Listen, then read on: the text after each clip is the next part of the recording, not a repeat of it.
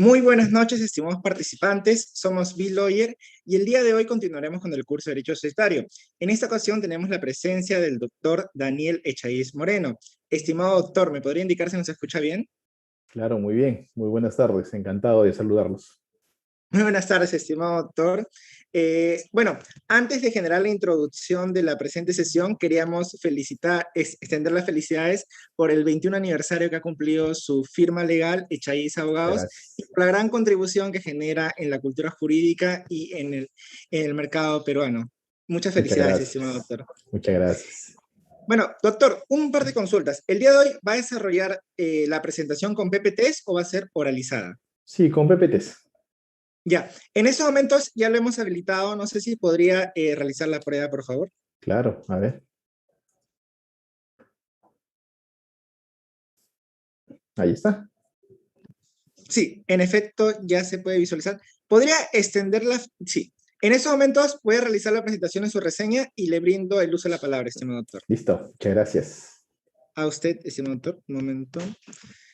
Muy buenas noches, estimados participantes. Hoy estamos desarrollando la quinta sesión del Recording curso in de Derecho progress. Societario.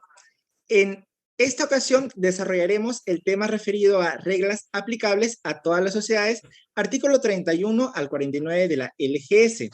Quien disertará es el doctor Daniel Echaíz Moreno, quien es socio de Echaíz Abogados, director de Family Business Consulting, catedrático de SAM, Universidad de Lima, Universidad Peruana de Ciencias Aplicadas, UPC, y Universidad de San Martín de Porres. Asimismo, es investigador académico del Instituto Argentino de la Empresa Familiar y es un reconocido especialista en la materia de derecho corporativo, comercial y derecho empresarial familiar. Estimado doctor, agradecemos su enorme apoyo y le brindamos el uso de la palabra. Muchas gracias. Muy buenas tardes o muy buenas noches, ya en realidad. Muy buenas noches con todos. Muchísimas gracias por la gentil invitación para participar en este curso de Derecho Societario. A los amigos organizadores de Bill Lawyer por la gentil invitación y agradecimiento. Muchas gracias por el saludo, por el aniversario también de nuestra firma. Y encantado de participar, pues, dentro del marco de este curso de Derecho Societario, con un tema referido al libro primero de la Ley General de Sociedades, las reglas aplicables a todas las sociedades en los últimos 19 artículos. Porque como ustedes saben, dentro de este libro primero tenemos del 1 al 49 y vamos a abordar hoy los 19 últimos artículos de este primer libro. Lo primero que habría que resaltar, estimados amigos, es que este libro primero de la Ley General de Sociedades tiene la virtud de compendiar un conjunto de normas que, como el título lo dice, son reglas aplicables a todas las sociedades, independientemente de la forma societaria que se adopte.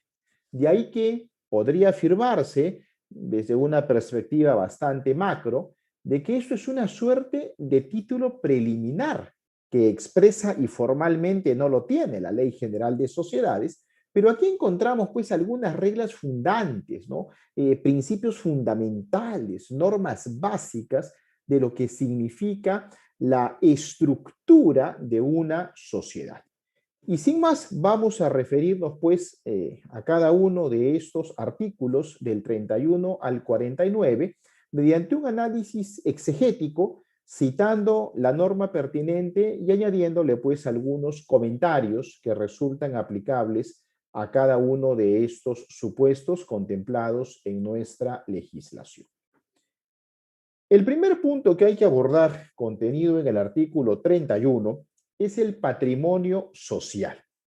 El patrimonio social responde por las obligaciones de la sociedad sin perjuicio de la responsabilidad personal de los socios en aquellas formas societarias que así lo contemplan.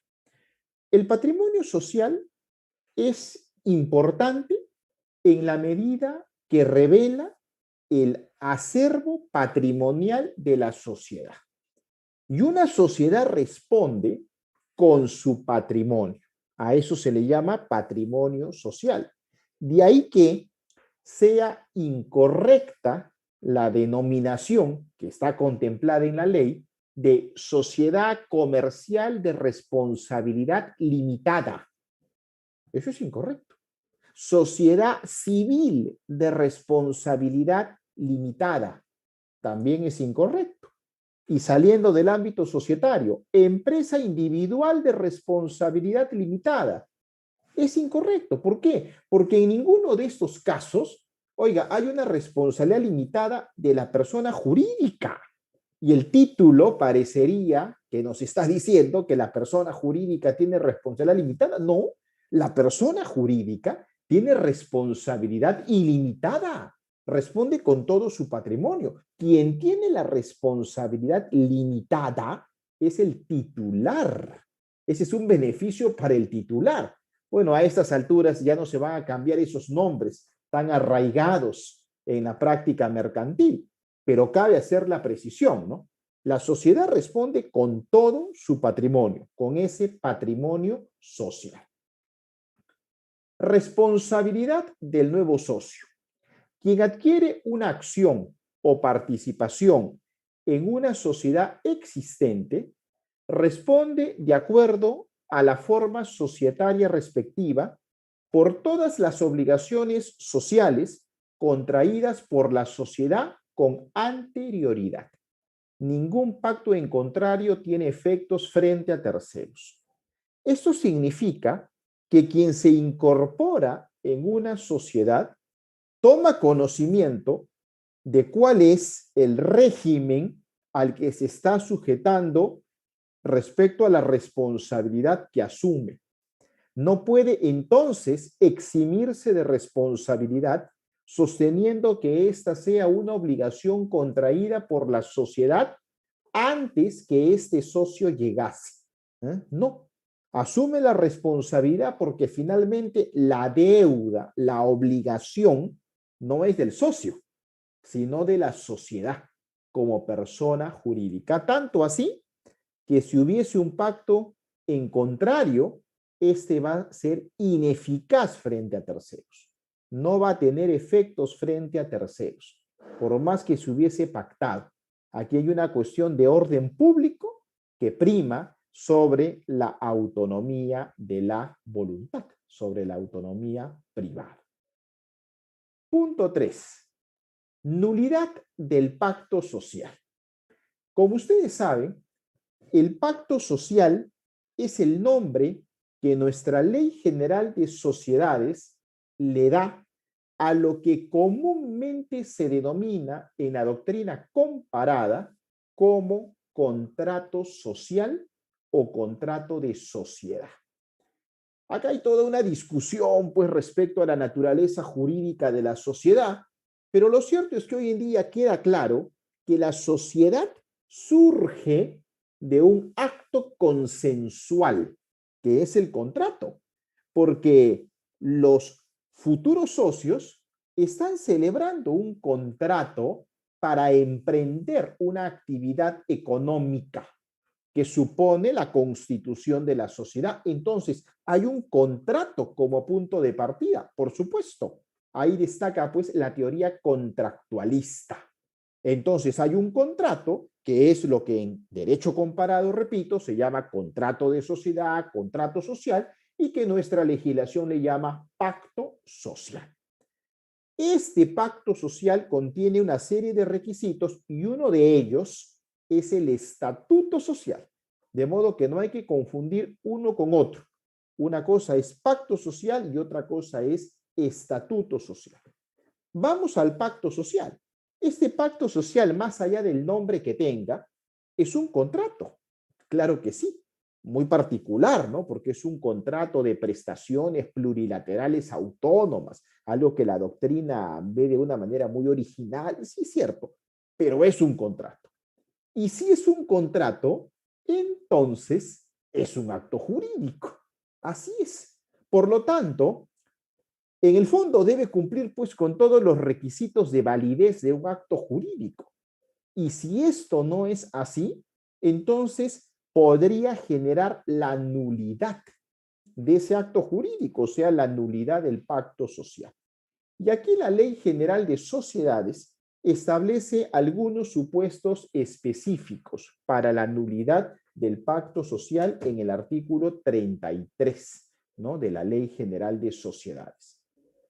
Una vez inscrita la escritura pública de constitución, la nulidad del pacto social solo puede ser declarada por incapacidad o por ausencia de consentimiento válido de un número de socios fundadores que determine que la sociedad no cuente con la pluralidad de socios requerida por la ley.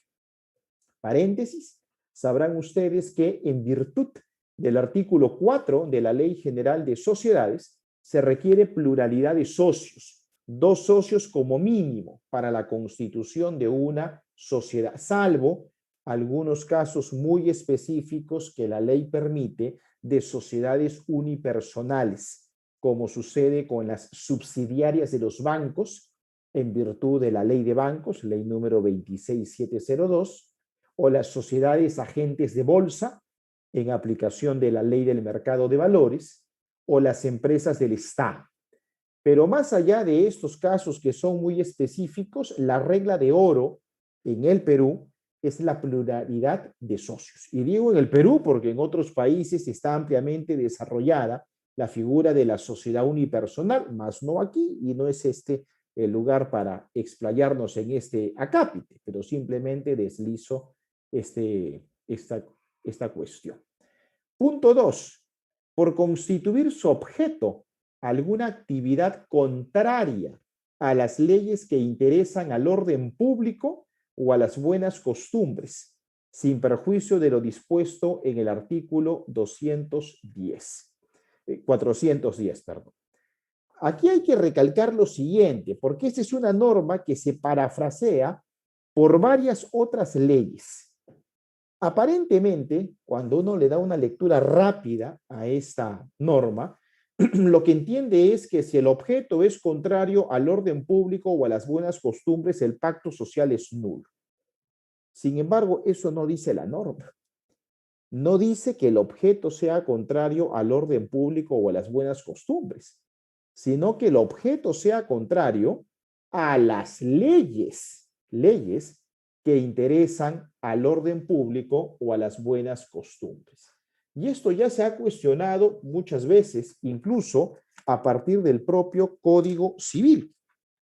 El Código Civil, en su título preliminar, artículo 5, dice: es nulo el acto jurídico contrario a las leyes que interesan al orden público o a las buenas costumbres.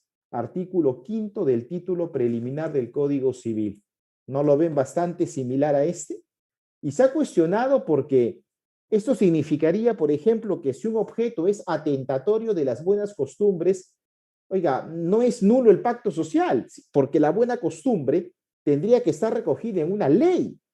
Pero muchas veces las buenas costumbres no están recogidas en leyes porque es derecho consuetudinario. Sí, pues, de ahí de que Marcial Rubio Correa hace muchos años cuestionaba esta norma y decía que se elimine la frase a las leyes que interesan para que de frente sea contrario al orden público o a las buenas costumbres.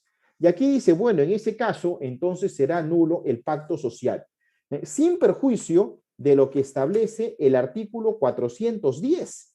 Y el artículo 410 es importante aludirlo porque se coloca en un supuesto bastante extremo, ¿no? Que es la disolución de una sociedad a solicitud del Poder Ejecutivo.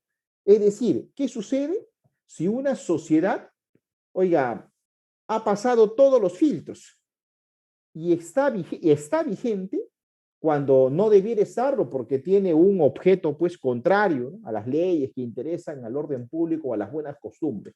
Oiga, no debiera. ¿Eso qué significa? Significa de que se ha establecido el pacto social, se ha contenido en una minuta, oiga, ha sido firmada por un abogado, ha pasado el filtro del notario que lo ha elevado a escritura pública, ya ha pasado el filtro del registrador y se ha inscrito en registros públicos. Bastante extremo. Muy bien, eso se puede bajar en virtud del artículo 410, pero vean lo que dice. el Poder Ejecutivo, vean, el Poder Ejecutivo, mediante resolución suprema, expedida con el voto aprobatorio del Consejo de Ministros, solicitará a la Corte Suprema la disolución de sociedades cuyos fines o actividades sean contrarios a las leyes que interesan al orden público o a las buenas costumbres. O sea, llegar a la aplicación de este artículo 410 es bastante extremo, ¿no? ¿Quién lo pide? El Poder Ejecutivo. ¿Cómo lo hace? Con una resolución suprema. ¿Qué cosa requiere? El voto aprobatorio del Consejo de Ministros. ¿A quién se lo pide? A la Corte Suprema. Ahí se aplica este artículo 410. Punto 3. ¿Cuándo más es nulo el pacto social? Por contener estipulaciones contrarias a normas legales imperativas u omitir aquellas, consignar aquellas que la ley exige. Claro, si contiene una estipulación que es contraria a una norma legal de cumplimiento obligatorio, obviamente que es nulo. Ojo con lo siguiente, uno podría pensar, oiga, si es contraria a una norma legal, ¿por qué? Bueno, porque toda norma legal tiene que cumplirse. Oiga, si es contrario a una norma legal, entonces ya es nulo. Sí, no, falso. No dice eso. No dice que sea contrario a una norma legal. Dice que sea contrario a una norma legal imperativa. ¿Por qué? Porque hay que discernir entre normas legales imperativas y normas legales dispositivas. Ajá. Una cosa es que sea imperativa, de cumplimiento obligatorio sí o sí. Otra cosa es que sea dispositiva. Entonces, podría ser, oiga, una cláusula del pacto social podría ser contraria a una norma legal, sí, en la medida que sea una norma legal dispositiva. El problema es cuando la norma legal es imperativa. Por ejemplo, una que diga, oiga, bajo sanción de nulidad, ahí sí, entonces ahí va a resultar nulo ese pacto social. Por ejemplo, que diga el pacto social de que una acción va a dar derecho a más de un voto. Oiga, está violando una norma imperativa, regla de oro. Toda acción da derecho solamente a un voto, salvo el caso expresamente establecido de la elección del directorio de la minoría mediante el sistema del voto acumulativo. Ese es el único caso excepcional.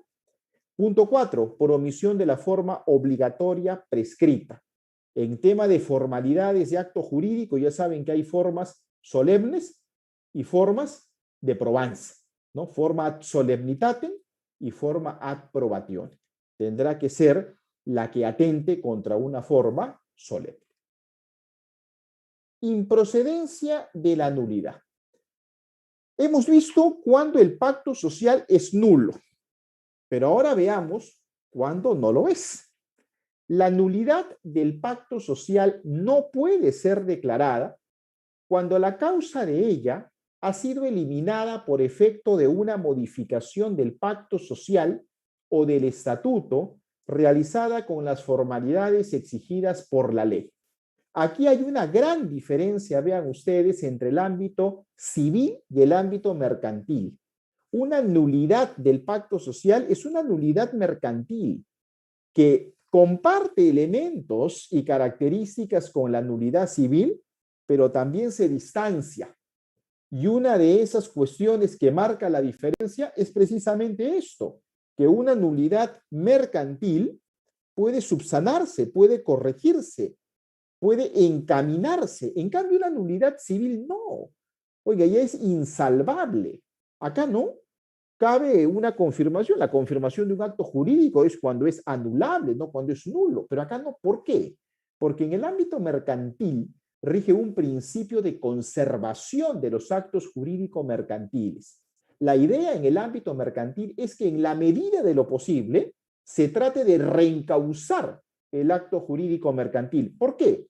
Porque cuando un acto civil se cae, afecta a las partes contratantes. Pero cuando un acto mercantil se cae, afecta a las partes contratantes y a otras más, a los grupos de interés, a los stakeholders. Entonces, imagínense que se está cayendo el pacto social de una sociedad, oiga, pero que ha venido contratando ya con diversos agentes económicos. Eso no se quiere. Por eso la posibilidad de subsanar, de corregir, de modificar, de eliminar, en fin, para que sea salvable ese defecto. Punto 2.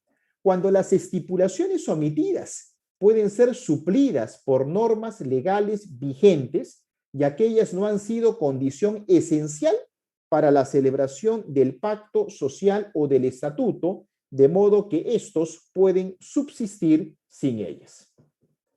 Pretensión de nulidad del pacto social. Para que proceda esta nulidad del pacto social, el asunto tendrá que judicializarse.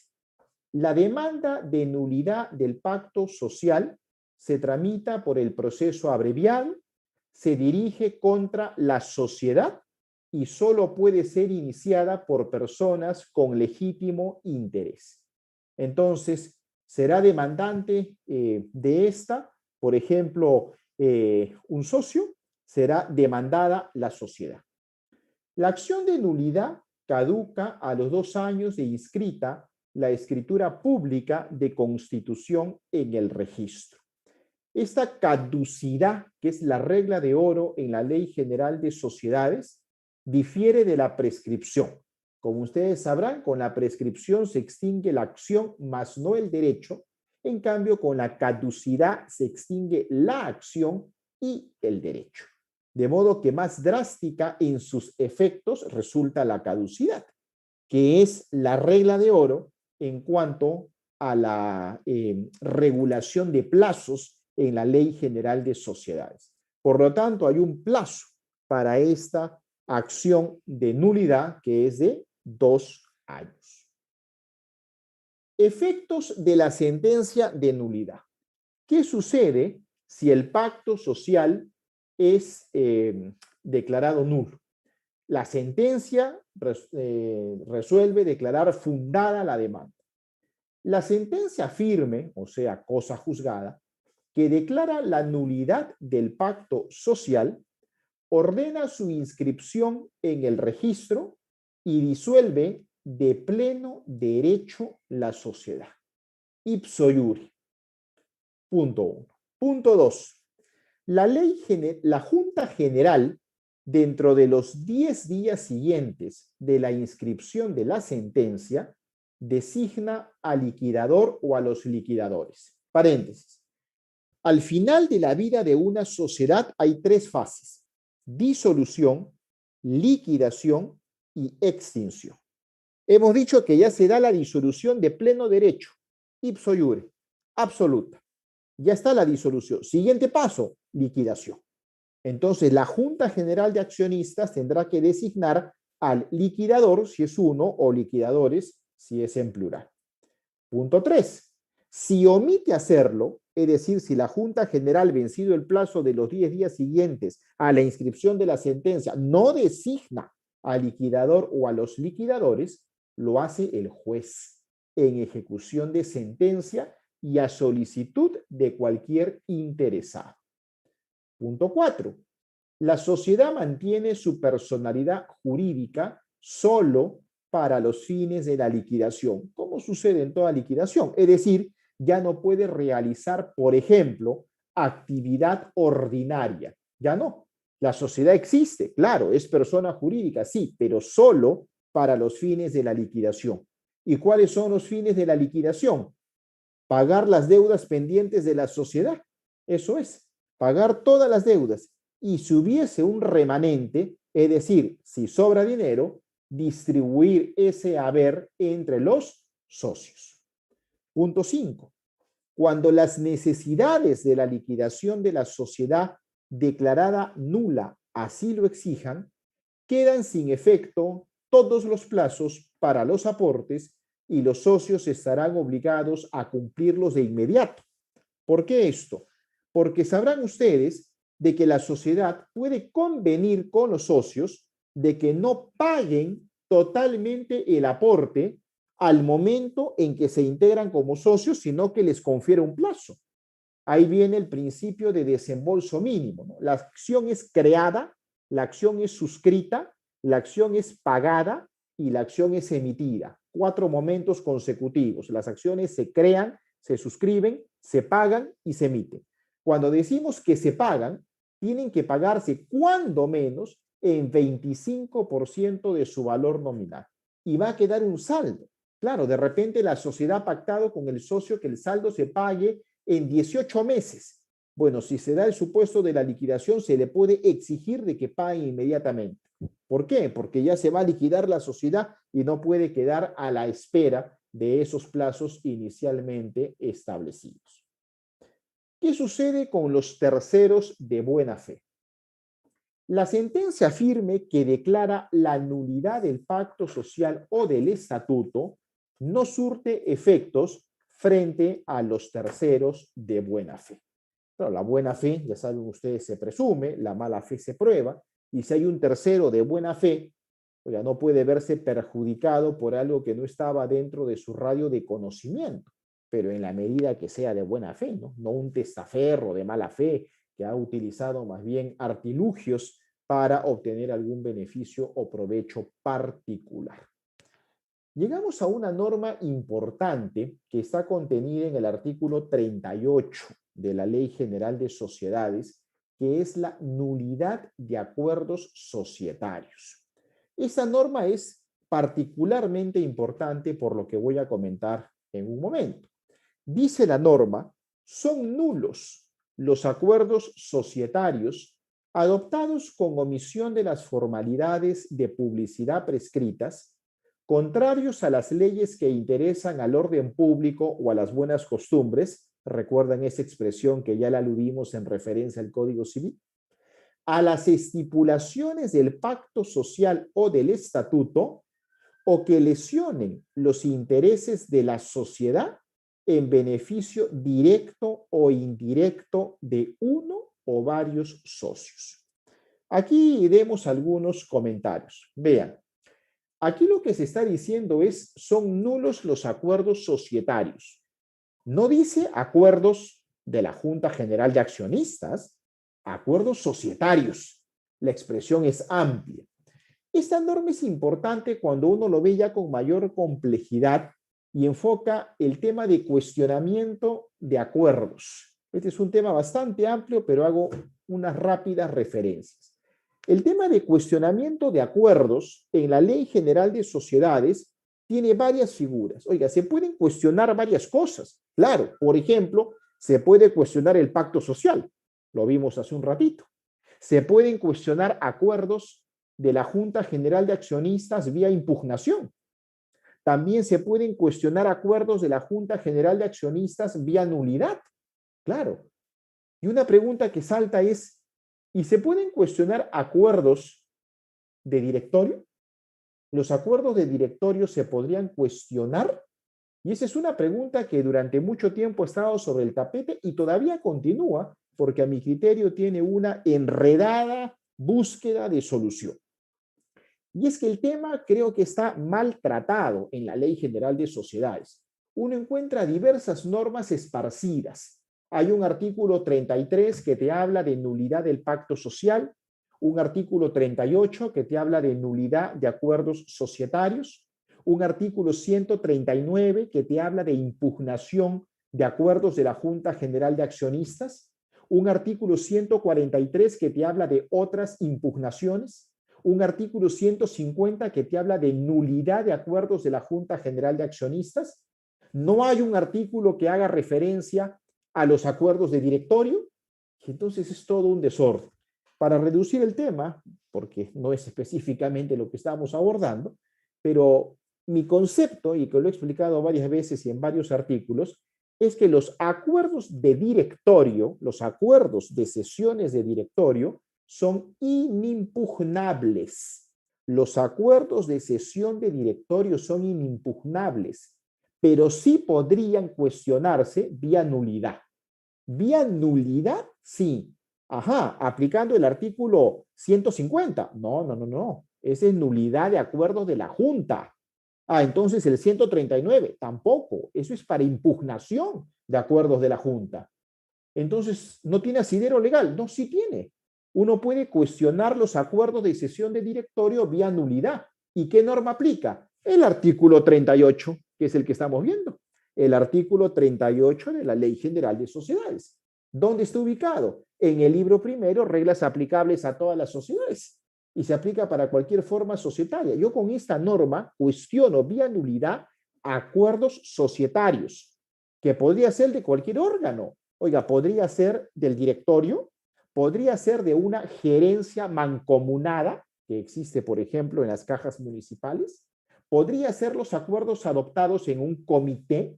Claro, son acuerdos societarios en una expresión genérica. Ese es el criterio que debería tenerse en consideración al momento de analizar estos temas. Y en su momento, hace muchos años, esto se discutió, por ejemplo, en un pleno jurisdiccional nacional comercial, creo que fue en el año 2013, me parece, realizado en la ciudad de Piura. Se invitaron a los magistrados comerciales de las 32 o 33 cortes superiores del país y que ven temas comerciales, ¿no? Y uno de los puntos en discusión era eso: son impugnables los acuerdos de sesión de directorio. Yo precisamente expuse ahí la ponencia donde daba a conocer la posición que les comento, ¿no? Y persisto, y a través de los años creo de que esa es la solución correcta, aun cuando hasta ahora sea todo un enredo a nivel judicial.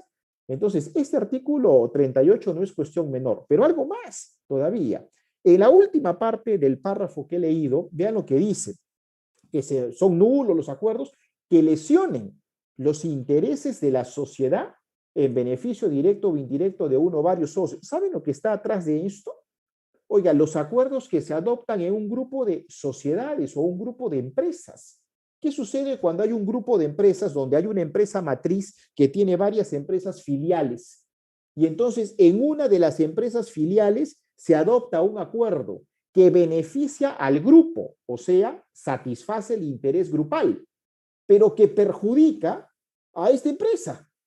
Eso es lo que sucede en un grupo de empresas. Lo que prepondera es el interés grupal sobre el interés social. Acá me dicen, no, el interés social tiene que ser prioritario. Y si está beneficiando a un accionista, que sería la matriz, oiga, eso es nulo. Eso no me parece correcto. Discrepo de ello. Lo dije hace más de 20 años en mi tesis. En mi tesis para optar el título de abogado, cuando elaboré mi tesis sobre grupo de empresas, justamente cuestionaba esto en uno de los extremos de la tesis. ¿Ah? Y tiempo después hubo una comisión que elaboró un anteproyecto de ley de grupos de empresas y justamente proponía modificar en el extremo de la impugnación, no decía de la nulidad, pero se hacía extensivo a esto, de que no sería viable el cuestionamiento cuando el acuerdo satisfaga el interés grupal. Eso recogió el anteproyecto que elaboró la comisión en el Congreso, que justamente lo hacía a propósito de la propuesta que había presentado en mi tesis. Al final quedó simplemente en el archivo y no prosperó la norma, y hasta el día de hoy los grupos de empresas no se encuentran regulados. Yo creo de que esa norma le hace daño a los grupos de empresas cuando deberían ser la forma empresarial que se promueve en el mercado, porque hoy en día la asociatividad y la actuación corporativa grupal es una realidad totalmente apreciable. Es como se tienen que desarrollar los negocios y no puede ponérsele cortapisas con normas como esta. Así que está soterrado una prohibición tácita y subalterna contra los grupos empresariales. El mismo artículo 38 dice: son nulos los acuerdos adoptados por la sociedad en conflicto con el pacto social o el estatuto, así cuenten con la mayoría necesaria, si previamente no se ha modificado el pacto social o el estatuto con sujeción a las respectivas normas legales y estatutarias. Tiene sentido. El pacto social y el estatuto social son normas de carácter interno, vinculante para todos los socios. Entonces, si hay un acuerdo que está violando a estos, oiga, no tiene sentido que subsista. Obviamente que tiene que cuestionársele siendo nulo. Había un mecanismo: si se quería adoptar un acuerdo en sentido distinto, primero se modificaba el pacto social o el estatuto. No había problema. Pero no puede ser que estos subsistan de modo formal o nominal y de que el acuerdo transgreda lo que dice el pacto social o el estatuto. Beneficios y pérdidas. Vamos a temas económicos. Una sociedad, al cabo del ejercicio económico, que coincide con el año calendario que inicia el 1 de enero y acaba el 31 de diciembre, arroja resultados, para decirlo en términos económicos. Y esos resultados podrían ser positivos o negativos. Podrían haber beneficios o podrían haber pérdidas. Si hay beneficios, se habrán generado pues utilidades, y si hay pérdidas, estas serán pues en contra de la expectativa de los accionistas. La distribución de beneficios a los socios se realiza en proporción a sus aportes al capital. Si yo aporté el 30%, cuando haya ganancias me llevo el 30%.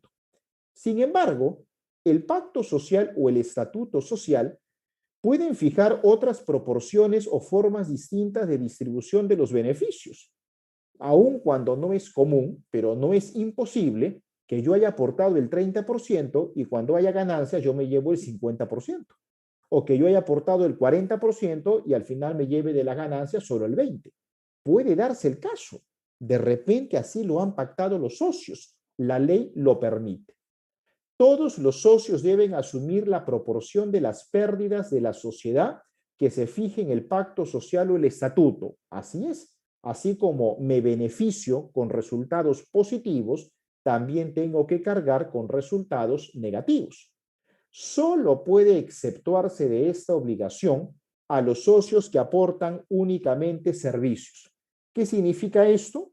Que cuando hay un socio que no ha aportado dinero, sino ha aportado servicios, entonces este socio sí podría exonerarse de participar en las pérdidas. Es lo que la doctrina tradicional llama el socio industrial.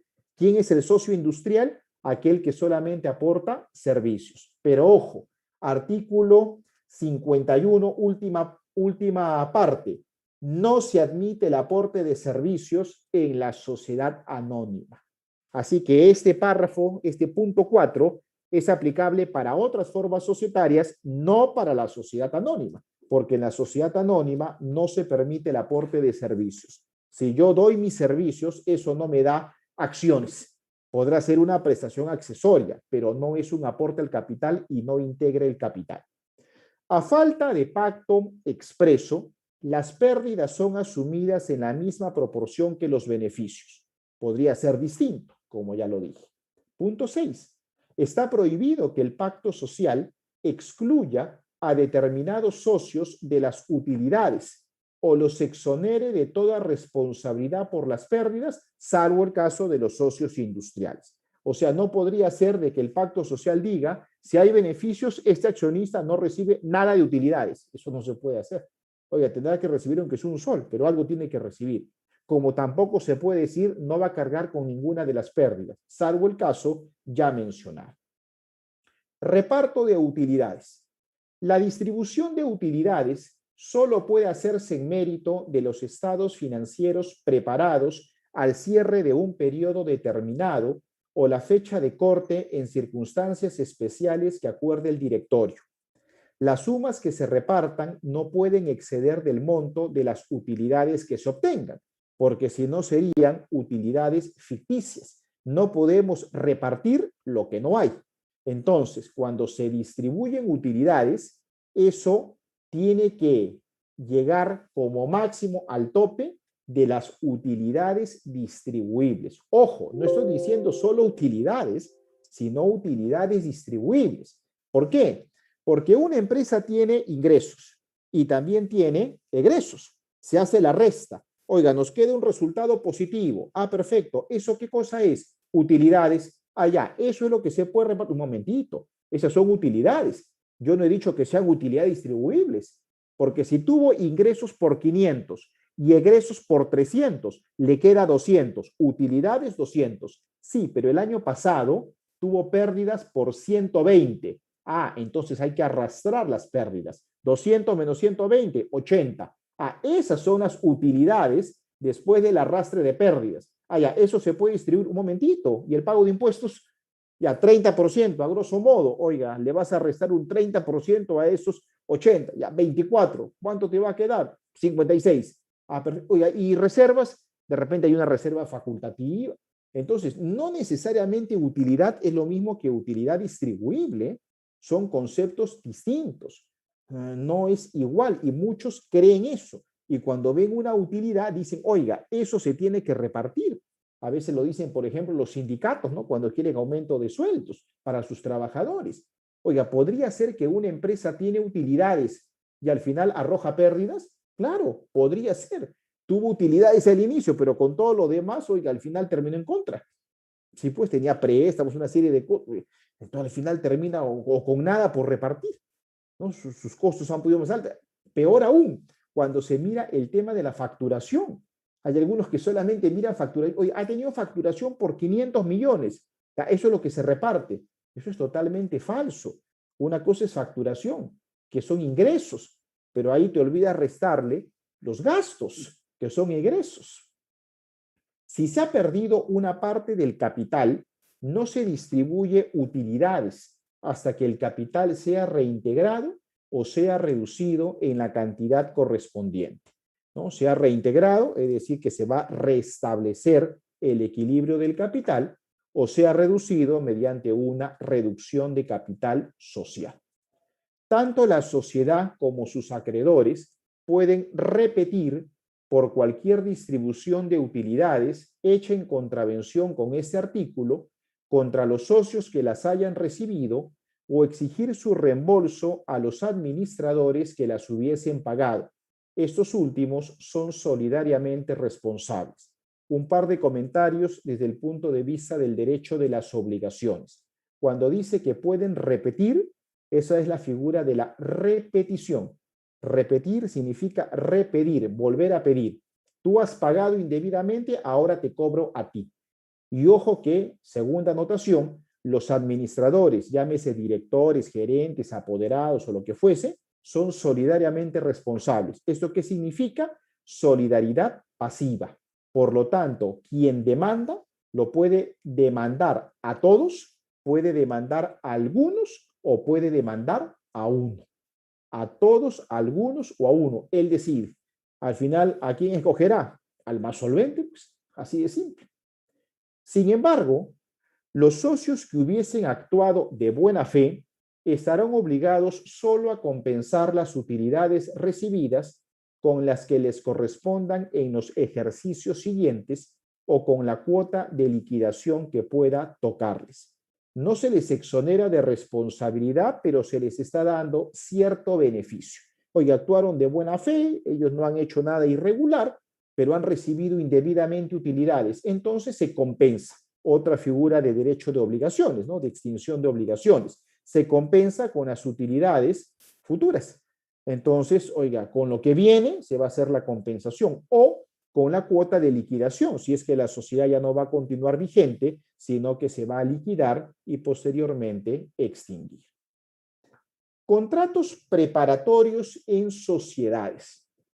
Como ustedes sabrán, el Código Civil regula la figura de los contratos preparatorios, el compromiso de contratar y el contrato de opción. Esos son los contratos preparatorios del Código Civil, que como su nombre lo indica, son contratos que preparan o allanan el camino, ¿no? Son contratos que preparan o allanan el camino y de que no se dan, pues, como se darían de una manera definitiva en el contrato. Listo.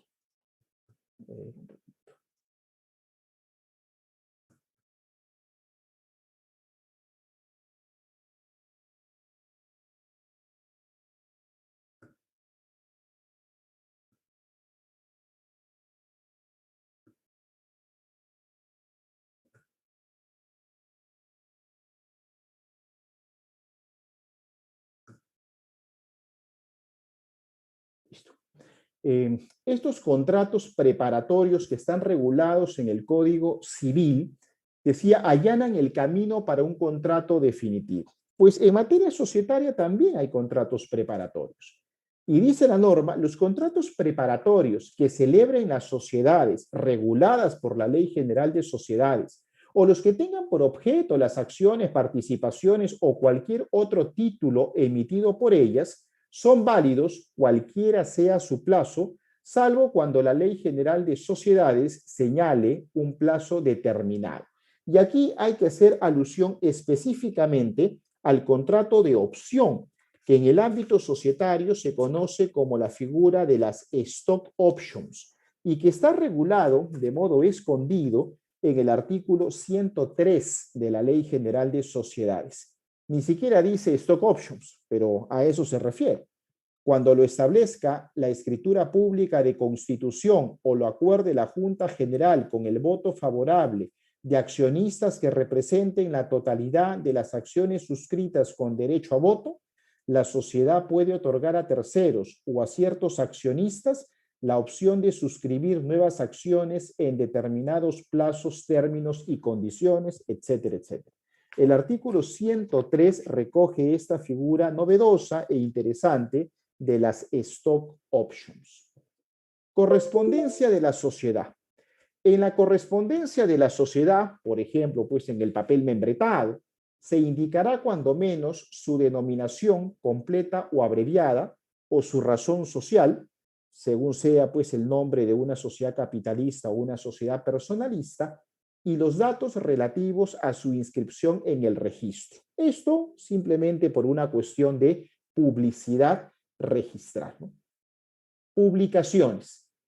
Las publicaciones a que se refiere la Ley General de Sociedades, por ejemplo, la publicación del aviso de convocatoria a Junta General de Accionistas en una sociedad anónima, serán hechas en el periódico del lugar del domicilio de la sociedad encargado de la inserción de los avisos judiciales. Pero tratándose de sociedades domiciliadas en Lima y Callao, las publicaciones se hacen en 2 diarios, no en uno, sino en 2. En el diario oficial El Peruano y en uno de los diarios de mayor circulación de Lima o del Callao. Así se cumple con esta publicidad de aquello que necesita publicitarse. Por ejemplo, el acuerdo de disolución de una sociedad o el aviso de la fusión por absorción de 2 sociedades. Todos estos son avisos que deben publicitarse. La falta de la publicación dentro del plazo exigido por la ley de los avisos sobre determinados acuerdos societarios en protección de los derechos de los socios o de terceros, prorroga los plazos que la ley confiere a estos para el ejercicio de sus derechos hasta que se cumpla con realizar la publicación. Por ejemplo, el acuerdo de reducción del capital social. El acuerdo de reducción del capital social debe publicarse, dice la ley, durante 3 veces consecutivas con intervalos de 5 días, y a partir del último aviso, del tercero, hay un plazo de 30 días para que el acreedor ejerza su derecho de oposición, reducción de capital. Oiga, ¿qué sucede si no se ha cumplido con las publicaciones? ¿Ese plazo de 30 días comienza a correr, a regir? No, pues todavía no, hasta que se cumpla con la publicación, en salvaguarda, obviamente, del derecho, en este caso, de los acreedores. Publicaciones. Dentro de los 15 primeros días de cada mes, la Superintendencia Nacional de los Registros Públicos, SUNARP, publicará en su página web y en el portal del Estado una relación de las sociedades cuya constitución, disolución o extinción haya sido inscrita durante el mes anterior, con indicación de su denominación o razón social y los datos de su inscripción. Publicidad registral. En la misma oportunidad, la Superintendencia Nacional de los Registros Públicos publicará, por el mismo medio, una relación de las modificaciones de estatuto o pacto social inscritas durante el mes anterior, con indicación de la denominación o razón social, una sumilla de la modificación y los datos de inscripción de la misma. Para efecto de lo dispuesto en los párrafos anteriores, dentro de los 10 primeros días útiles de cada mes, las oficinas registrales, bajo responsabilidad de su titular, remitirán a la SUNARP la información correspondiente. No hay nada más que decir aquí, es una cuestión de información que la SUNARP provee justamente para tener conocimiento de todos estos actos aquí mencionados. Vamos a otro punto importante, los plazos. Una cuestión que se encuentra ampliamente extendida en toda la legislación societaria. Oiga, la ley tiene muchísimos plazos, ¿no? Para convocar, oiga, el aviso de convocatoria, muy bien, la convocatoria tiene que realizarse para una Junta General de Accionistas con 3 días de anticipación. Pero si es una junta general anual, con 10 días de anticipación. El plazo para que el acreedor ejerza su derecho de oposición en una fusión es de 30 días. Y así plazos hay muchos. Muy bien, ¿cómo se computan esos plazos? Lo que dice la norma societaria es que se computan según el Código Civil. Y para eso tenemos que acudir por remisión externa a las normas del Código Civil en materia de acto jurídico, que dice de que los plazos son según el calendario gregoriano. O sea, el calendario que hoy día nosotros usamos, ¿no? 365 días, 12 meses, de 30 días o de 31, años bisiestos, etc. El calendario que conocemos. Por consiguiente, los plazos, ¿cómo se computan? En días naturales o días calendario. Es decir, se cuenta todos los días, de lunes a viernes, sábado, domingos y feriados.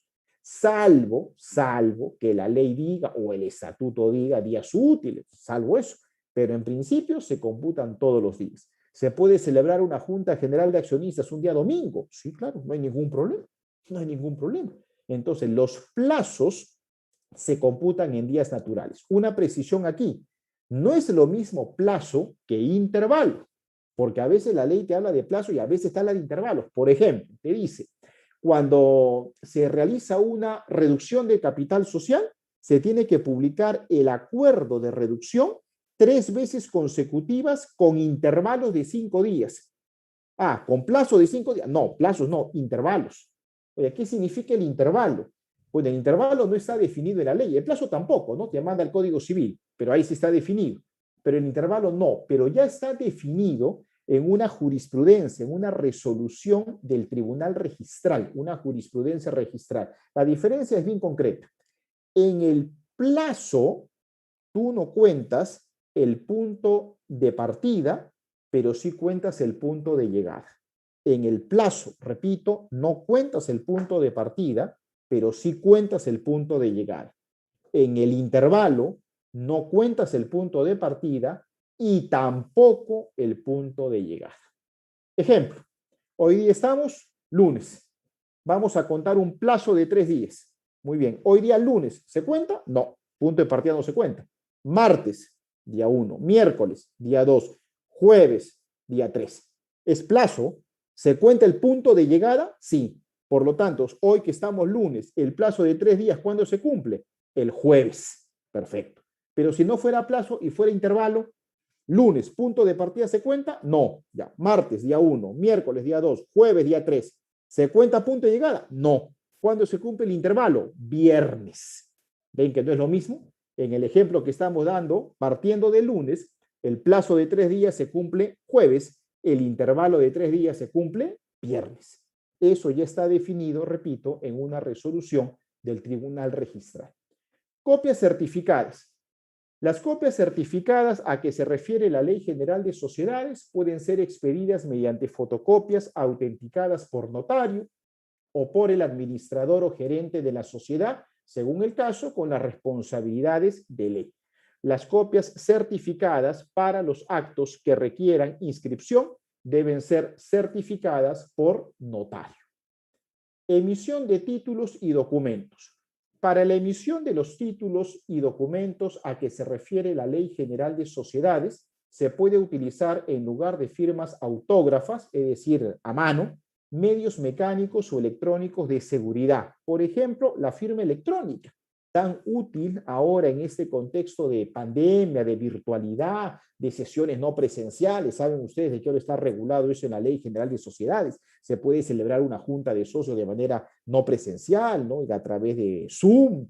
Y entonces ahí viene el tema importante de cómo se firma el acta. Todo esto, felizmente, ahora ya está regulado. Arbitraje, un tema no menor. Ustedes sabrán que dentro de los famosos MARCs, mecanismos alternativos de resolución de conflictos, el arbitraje destaca como uno de los mecanismos estrella. El arbitraje funciona para la solución de controversias mediante un laudo arbitral en forma definitiva e inapelable por un tercero. Es un método heterocompositivo donde el árbitro unipersonal o el tribunal arbitral, plural, define una controversia. Eso se ha llevado al ámbito societario. El derecho español y el derecho italiano, fundamentalmente, además de otros, han desarrollado el llamado arbitraje societario o arbitraje estatutario, y eso ha sido contemplado en nuestra Ley General de Sociedades. Los socios o accionistas pueden, en el pacto o en el estatuto social, adoptar un convenio arbitral para resolver las controversias que pudiera tener la sociedad con sus socios, accionistas, directivos, administradores y representantes, las que surjan entre ellos respecto de sus derechos u obligaciones, las relativas al cumplimiento de los estatutos o la validez de los acuerdos y para cualquier otra situación prevista en la Ley General de Sociedades. Entonces, el estatuto puede tener una cláusula que diga que toda controversia societaria se lleva a arbitraje y ya no necesitas un convenio arbitral aparte. Ese convenio arbitral alcanza a los socios, accionistas, directivos, administradores y representantes que se incorporen a la sociedad, así como aquellos que al momento de suscitarse la controversia hubiesen dejado de serlo. Aquí había una larga discusión, pero ¿qué sucede si cuando se elaboró el pacto social con el estatuto yo no era accionista y la controversia surge después? ¿Se me aplica a mí el arbitraje o no? Algunos decían, oiga, no, pues porque es consensual, requiere el consenso y no ha participado. El Perú sigue la teoría publicista. Oiga, ese convenio arbitral está contenido en el estatuto y el estatuto era público cuando tú te incorporaste a la sociedad.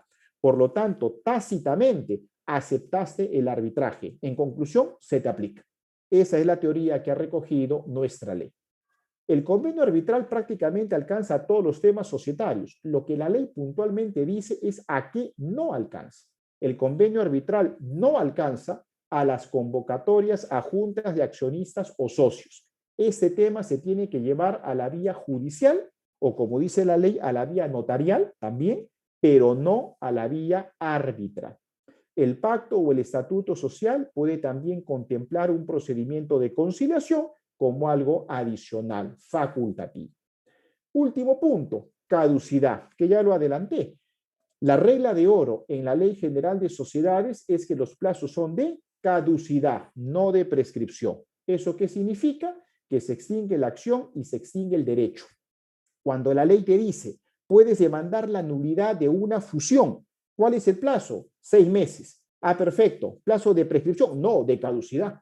Oiga, vencieron los 6 meses. ¿Qué puedo hacer contra la fusión? Nada, absolutamente nada. Se extingue la acción, se extingue el derecho. Oiga, quiero impugnar el acuerdo de Junta General de Accionistas. Plazo, 3 meses. En algunos casos, que señala la ley, 2 meses. En otros, 1 mes. Oiga, cortísimo el tiempo. Así es, punto. Se venció ese plazo, ya no puedes impugnar, porque los plazos son de caducidad, a diferencia de la ley de títulos valores, cuya regla de oro son los plazos de prescripción. Pero en Ley General de Sociedades los plazos son de caducidad.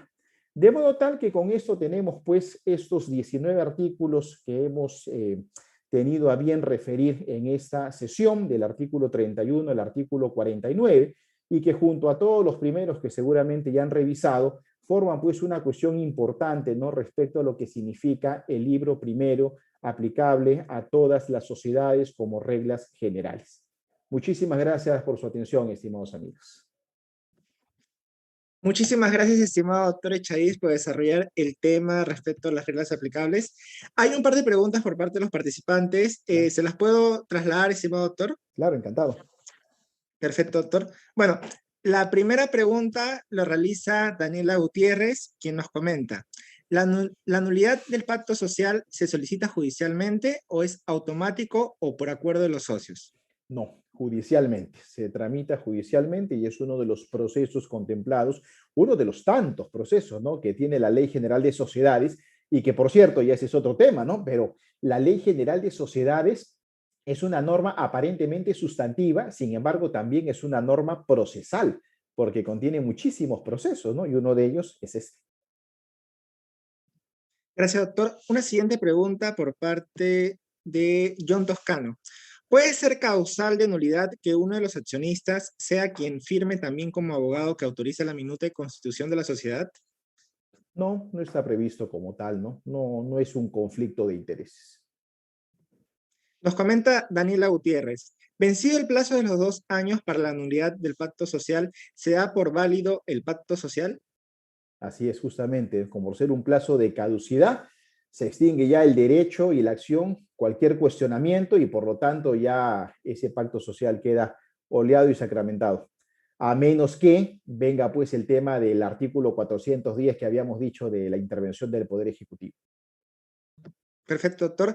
Daniela Gutiérrez nos comenta, ¿también son nulos los actos que realicen los socios a sabiendas que otro socio ha fallecido y los herederos no tenían conocimiento de la junta?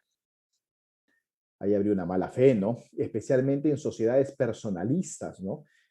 Incluso, por ejemplo, el que se esté utilizando el nombre del socio fallecido sin la autorización de sus herederos, ¿no? Ahí hay unas reglas particulares, ¿no? Tratándose de sociedades civiles, por ejemplo, ¿no?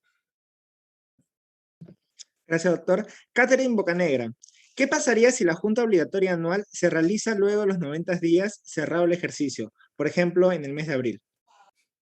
Una muy buena pregunta. Según la ley, debiera ser dentro de los 3 meses siguientes a la culminación del ejercicio económico, o sea, enero, febrero, marzo, los primeros 90 días. Sin embargo, en la práctica, pues eso no es así. Pasa in extenso los 90 días, ¿no? Ustedes van a ver de que, por ejemplo, hay veces que se publican avisos de convocatoria y dice para aprobar los estados financieros de los años 2015, 2016, 2017, 2018, 2019, 2006 años.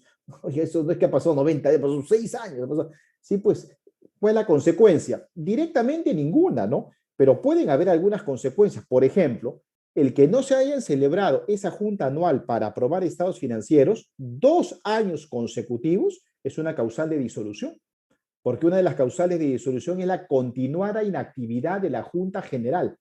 Entonces, alguien podría pedir la disolución de esa sociedad. Podría demandarse al directorio por responsabilidad, porque el directorio es el obligado a convocar y no ha convocado. Hay un incumplimiento funcional, ¿no? Eso, pero que la Junta se puede realizar a posteriori, sí, sí se puede realizar.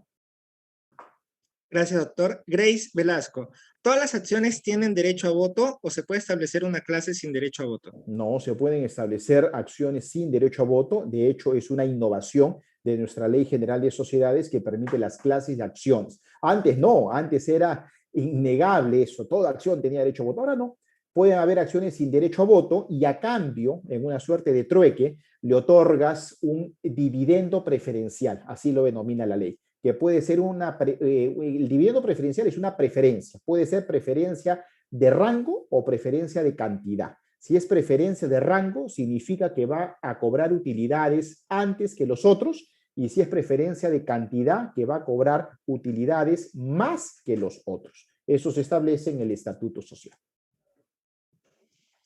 Daniela Gutiérrez, ¿se pueden hacer publicaciones para efectos de la celebración de una junta general en la que no se conoce el domicilio actual de los socios? Sí, las publicaciones se van a realizar en el periódico, ¿no? Independientemente de dónde sea el domicilio de los socios.